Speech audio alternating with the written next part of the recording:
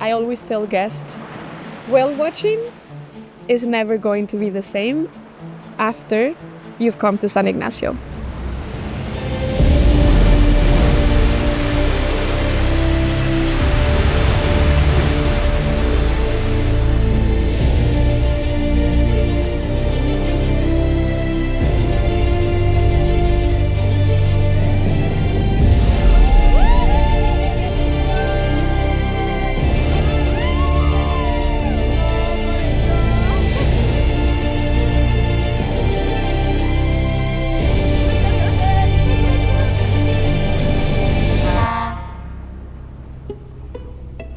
For the majority of the planet, whale watching is you go out on a big boat with many people and you'll see something far away. You'll see a fluke, you'll see a spout, maybe you'll see something breaching. For a lot of our guests, that is what they've known, but they are trying to experience something more. Instead of seeing them at the distance, they want to get closer to these animals. With the gray whales, you go to this particular place and you see it all. They don't make it hard. Like, they are the ones that are allowing us to see them up close. I think we are very lucky that they show us essentially what is to be a whale. And that doesn't happen anywhere else.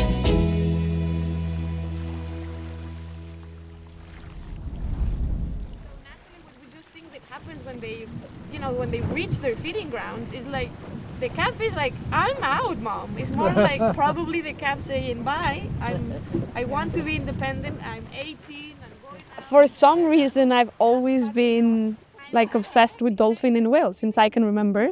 And the thing is that I always knew that I was going to live like not in the ocean, right? But just close, like as close as I could be. I always knew that. And I want to be near whales. My uncle is a biologist, and he's the one that told me there's this thing called marine biology.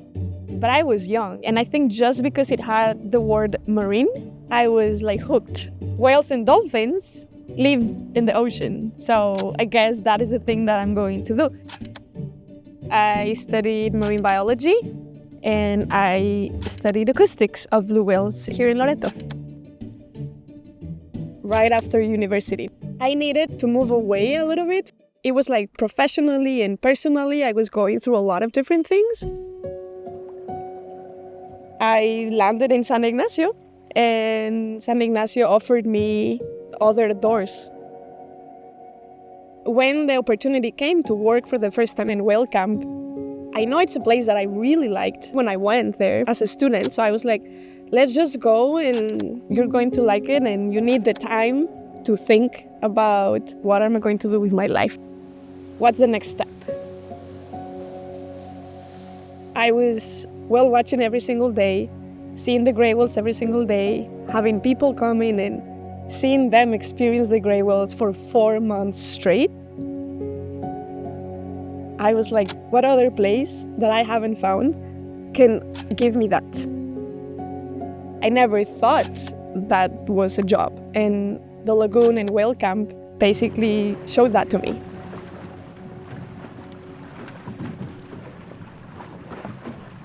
Slow-mo. Wow. Qué buena salió esa. San Ignacio Lagoon is a close, shallow, protected place for the gray whales to be able to do the most important things in their life cycle, to mate and to give birth. They are so comfortable in these lagoons that they are just being themselves. They are relaxed. We see them floating in the surface. They are taking a nap. It's like a safe place for them. It's so special that they are allowing the most intimate moment of their lives, that is when you have a newborn, to have us near them. In the same place that we now go and have all of these amazing encounters, the whales were hunted there. The whalers, they would go straight for moms and calves because the calf is an easy prey. The calf doesn't have any blubber, so you don't have an interest in getting the calf. It's the female that is large and well-fed with a lot of blubber that they were interested in. But if you get rid of the calf, then it's going to be an easier catch. But of course, the female would defend the calf from the whalers, and they would smack boats down and break them apart. And that's why the whalers gave them that nickname of devilfish. It's crazy because the same place where they were hunted, now we go and we splash to them.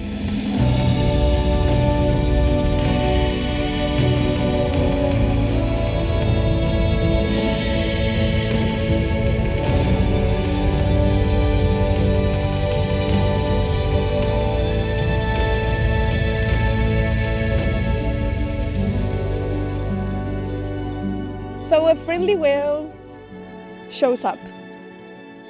Sometimes they do a bubble burst, like very close to the boat. I tell guests, this is a friendly one. They're letting you know that I'm being friendly right now. You splash water to them. They are very tactile animals. And sometimes if you don't splash to the whale, they go to another boat. And that boat is splashing to them and they stay in that boat.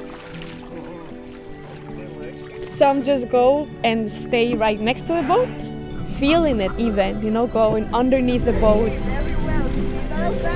We just all roll to one side because that's where the mom or calf is. And then they come to the other side and then we go to the other side of the boat. I always say, who's playing with whom? Is it us with them or they with us? For a lot of our guests, they're just shocked. And I think the shock comes with excitement, with joy. It's like an overjoy. People get ecstatic, like they have so much energy.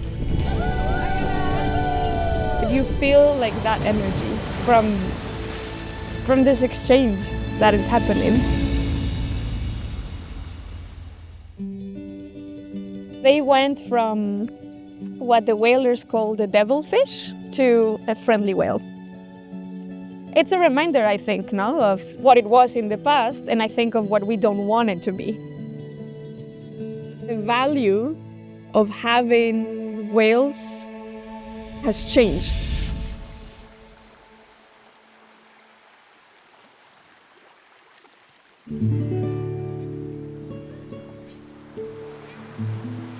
I remember that field trip when I was in college, experiencing San Ignacio and the whales for the first time. When I have experiences like that, just in general in life, I write things down, just like to process things better.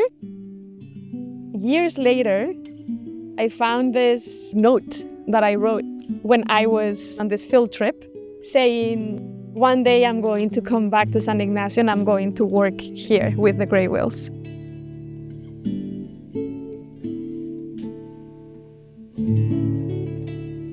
For me, every trip that I go back, no matter if it's the first trip of the season or the last trip of the season, just like the gray whales, it's a place that I feel very comfortable.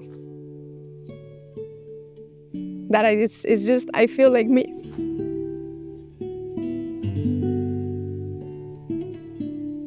For me, it's that, like the place gives me more than I give. No.